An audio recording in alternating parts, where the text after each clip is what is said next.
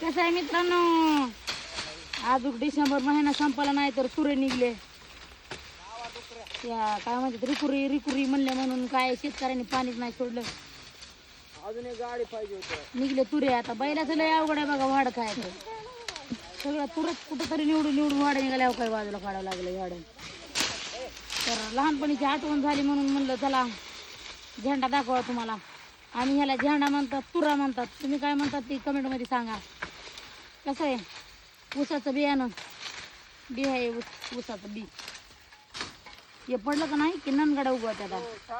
आणि ऊस लावला की ऊस उगवतोय त्याचा डोळा लावला की. आणि हे लावलं हे पडलं आणि उगवलं की ह्याचं ननगड्या निघाल्या.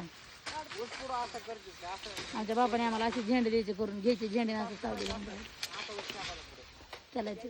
आता झेंड्याची आठवण येते, लहानपणीची आठवण येते. लहानपणी चांगलं असं वाटतं. मोठं झालं की लय अवघड आहे. करा काम करा काम काम करा काम करा. मायबापाची सर कधीच येत नाही बरं. लहानपण बचपनच चांगलं.